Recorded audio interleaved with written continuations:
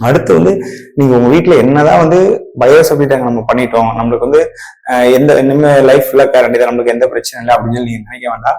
இதுல உள்ள பெரிய டிஸ்அட்வான்டேஜ் என்னன்னு நான் ஃபர்ஸ்ட் சொல்றேன்.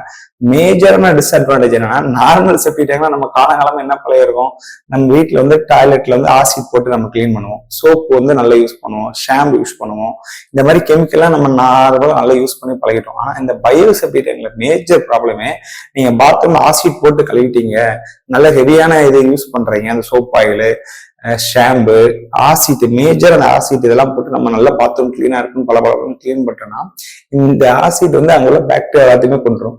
ஸோ அந்த பயோசெப்டி டேங்க் அதுக்கப்புறம் சுத்தமா ஃபெயிலியர் ஆகி உங்களுக்கு வந்து தண்ணி எதுவுமே ஃபில்டர் ஆகாம இதாக ஆரம்பிச்சிடும். ஸோ பயோசெப்டி டேங்க் போடுறதா இருந்தால் லெட்டின் தண்ணியை மட்டும் ட்ராப் பண்ணிட்டு ஆசிடுக்கு பதிலாக நார்மல் ஆயில் வச்சு நீங்க வந்து யூஸ் பண்ணுங்க.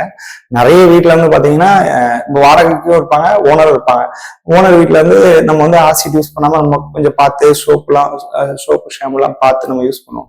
ஆனா அங்க அப்படி வாடகை வீட்டுல இருக்கவங்க என்ன யூஸ் பண்றாங்கன்னு தெரியாது, ஆசிட் போட கூட தெரியாம கூட கழுவிட்டா கூட நம்மளோட பாக்டீரியா வந்து இதாகி அந்த பயோசெப்டி டேங்க் வந்து ஃபெயிலியர் ஆகிறதுக்கு நிறைய சான்சஸ் இருக்குது. ஸோ பயோசெப்டி டேங்க் பண்ணதா இருந்தா நீங்க பயோசெப்டி டேங்க் மட்டும் பண்ணாம சுத்தி வந்து ஜோக் பிட் வந்து எக்ஸ்ட்ரா போட்டுக்கிடுங்க.